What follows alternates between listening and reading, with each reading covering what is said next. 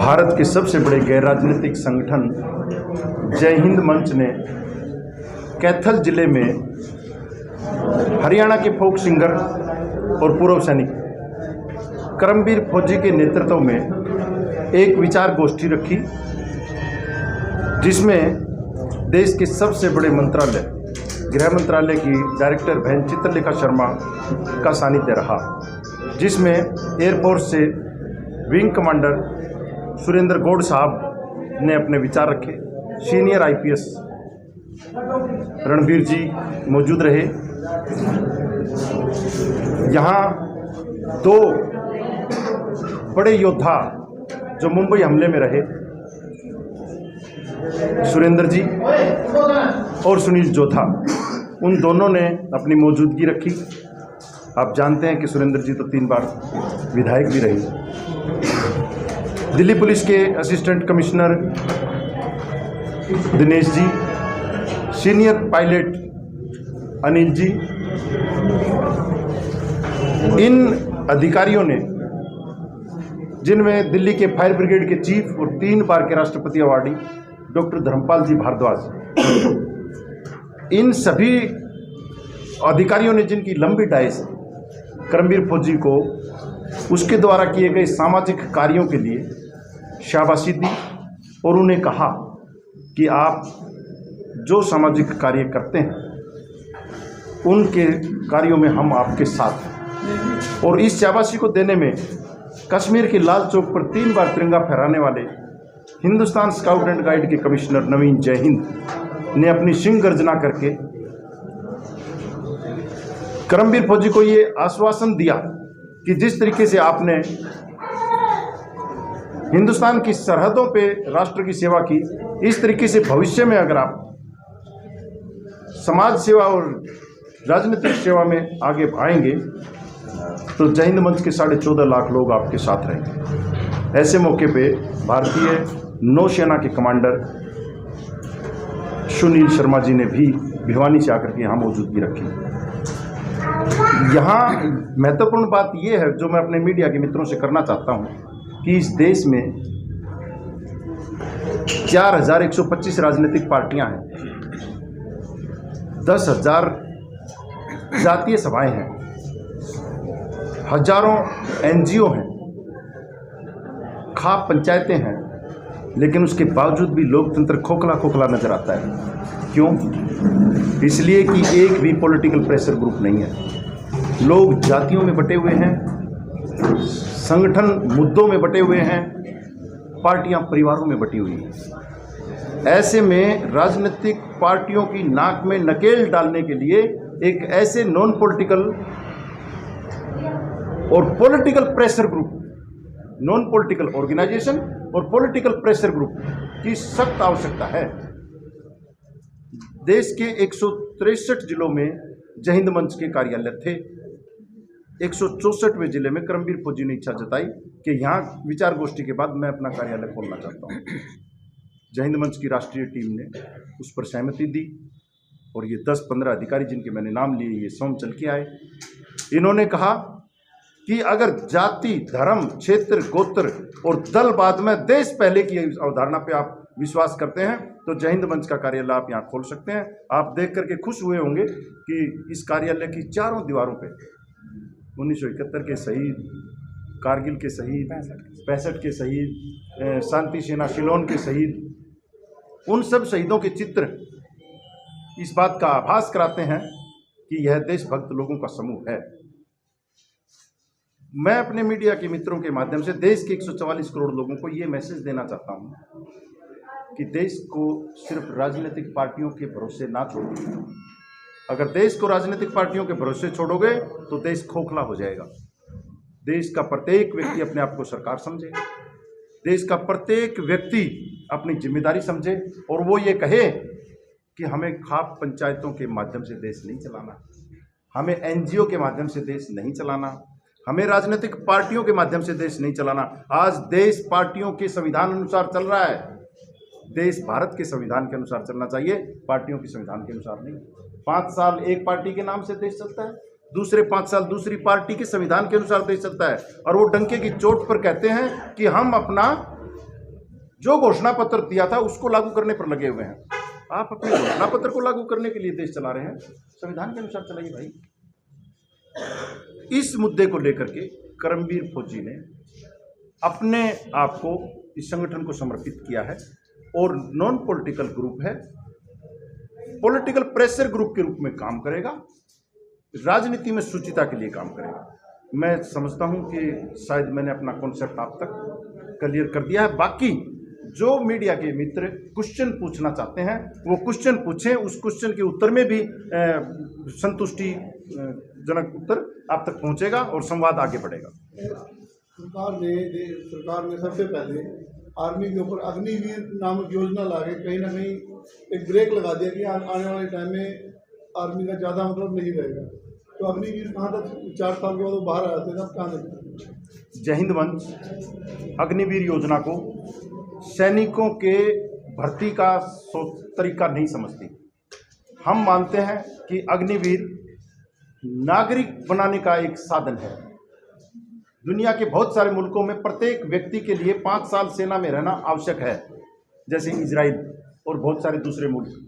इन 4 सालों में भारतीय नागरिक को, भारतीय युवा को एक बेहतरीन, सच्चा और अच्छा नागरिक बनाने का एक प्रयास है, सैनिक नहीं। क्या आपको नहीं लगता कि वो आर्मी की जो अंदर की बातें हैं वो बच्चे तक वो पहुंचा दी जाएंगे और वो आगे वो तो आघात देश के लिए साबित हो? जय हिंद मंच का ये मानना है कि हम अग्निवीर की योजना को समर्थन नहीं करते, लेकिन हम इस बात को भी जानते हैं कि अग्निवीर योजना के दौरान देश में जो सैनिक काम कर रहे हैं उन तक देश की जो सीक्रेसी की जो चीज़ें हैं जिसकी आप चिंता करते हैं, वो अग्निवीर के दौरान न ट्रेनिंग का हिस्सा है और न उसकी ड्यूटी का हिस्सा है। आप सब जो गहराई से जानते हैं इस विषय को, वो समझ जाएंगे कि देश की सुरक्षा का जहाँ सवाल आता है उसका एक लंबा प्रोसीजर है। जो एकेडमीज जो हैं इनकी, उस एकेडमीज में ही उसका खाका बुना जाता है। एनसीसी और स्काउट की अगर बात करें, वो भी तो एक ऐसा ही है। हाँ बिल्कुल, एनसीसी और स्काउट का जो विषय है, आप यहाँ पर स्काउट के हिंदुस्तान स्काउट एंड गाइड के कमिश्नर नवीन जहिंद से भी इस विषय में बात कर सकते हैं। और स्काउट एंड गाइड और एनसीसी ये सैनिकों की तरफ युवाओं को आकर्षित करने और आगे बढ़ाने की कवायद है, वो सेना का हिस्सा नहीं। सर, आपने कहा कि सीक्रेट नहीं जाएगा, चिंता सीक्रेट की तो है ही है, चिंता दूसरी भी है कि आज जो प्राइवेट आर्मी जिस तरीके से आपकी चेचन लड़ाके हो गए, वैगनर आर्मी होगी, अब वो चल रहे हैं, अब उनको पेड़ करके कोई भी इनको इस्तेमाल कर सकता है, तो कल को ये भी ऐसे जाएंगे। बिल्कुल आपकी चिंता जायज़ है, लेकिन जय हिंद मंच यहाँ पर गवर्नमेंट पॉलिसीज़ को डिफेंड करने के लिए नहीं बैठा। गवर्नमेंट पॉलिसीज़ गवर्नमेंट के डिपार्टमेंट डिफेंड करें, वो उनका स्पष्टीकरण दें। हमने 2 सेंटेंस में बताया है। पहला सेंटेंस, जय हिंद मंच अग्निवीर का समर्थन नहीं करता।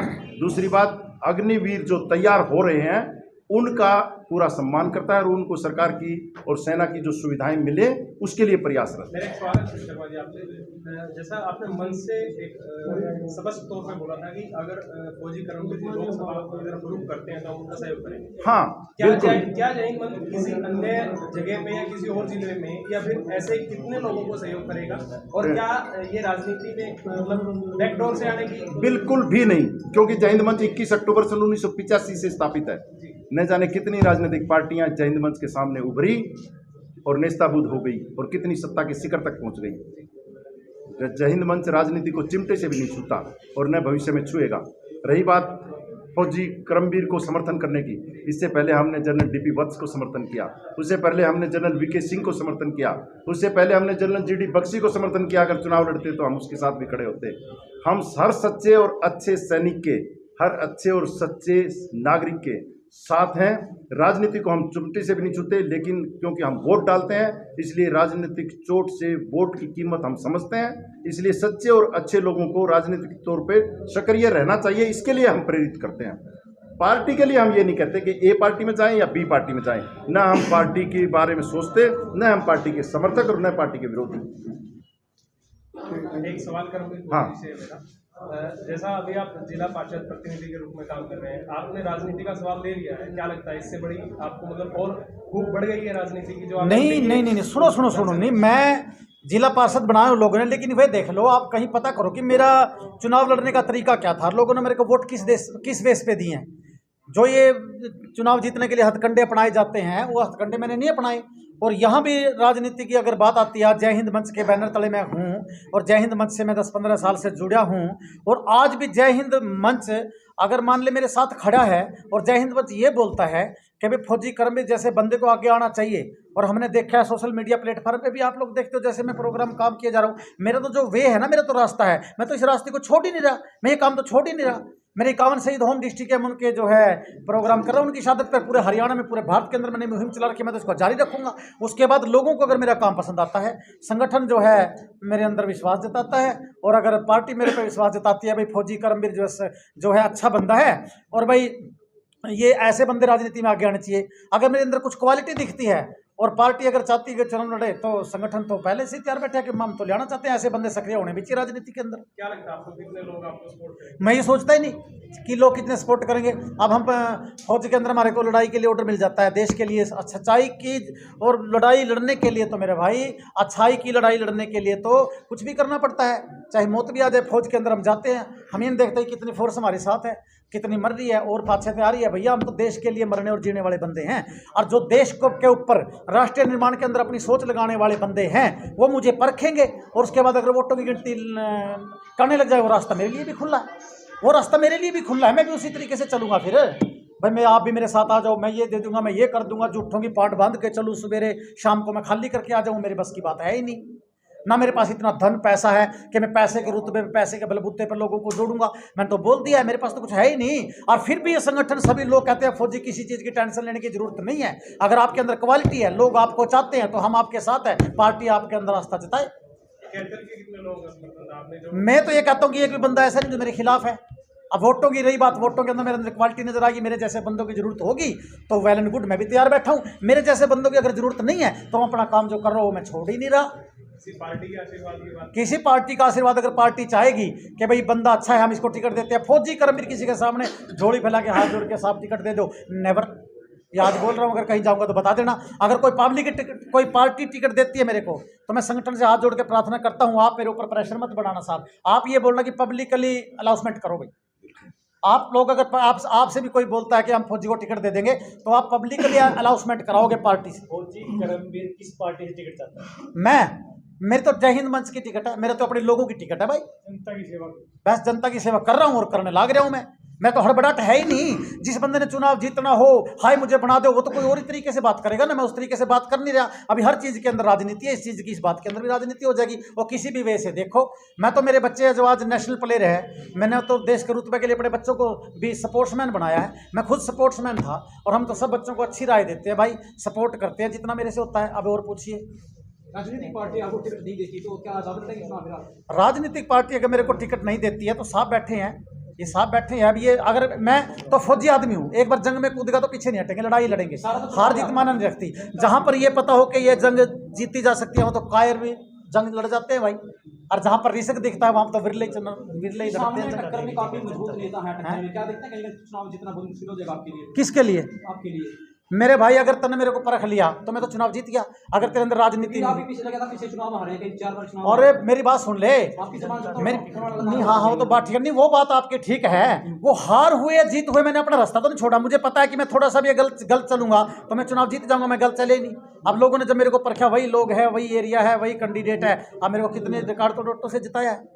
तो जनता की टिकट है भाई, सीधी सी बात यह है, मीडिया के माध्यम से है। जनता के दिलों में बैठ गया तो फौजी कर्मवीर को कोई नहीं हरा सकता। अगर पार्टी को लगता है कि ये बंदा बढ़िया है और ऐसे बंदे आने चाहिए यार, अगर बंद लगता है ऐसे बंदे तो राजनीति में आने चाहिए, तो टिकटें दे दो। हम मना थोड़ी कर रहे हैं ना, तो मेरा मंच मना करता है, तो अनाउंसमेंट करके हमें फ्रेज है ही नहीं, कोई भी टिकट दो, हम तो लेने के लिए तैयार बैठे हैं। लेकिन भाई वो बात नहीं है, हम उस दौड़ में नहीं है मेरे भाई, आप लोग समझते हो। मैं यहाँ बोलना नहीं चाहता, मेरी क्या औकात है कि मैं उस दौड़ में जाके खड़ा हो जाऊँ। फौजी कर्मवीर को इतनी भी औकात नहीं थी कि मैं आज यहाँ बैठा हूँ, मेरे सामने राष्ट्रीय अध्यक्ष बैठे हैं, जय हिंद मंच के, चलो यहाँ तो मैं देशभक्त की भावना मेरे अंदर, सुरेंद्र कमांडो बैठे हैं भाई, और सुनील जोधा कमांडो बैठे हैं भाई, जो देश के लिए धरोहर है हमारे देश की। और बहन जी तो एक मान लिया कि सबसे बड़ा मंत्रालय, गृह मंत्रालय से ऊपर तो नहीं ना, सबसे बड़ा डायरेक्टर है, वो आकर के मेरे को आशीर्वाद दे रही है। चुनाव कौन से लड़ोगे ये बता दो? कुरुक्षेत्र मेरे होम डिस्ट्रिक्ट से, मैं क्यों जाऊंगा कुरुक्षेत्र लोकसभा क्षेत्र अगर लड़ूंगा तो। आप बताओ विधानसभा में क्या विचार है आपका? विधानसभा किसका? छोटी लड़ाई नहीं लड़ते, फौजी में ऊंची सोच रखते हैं।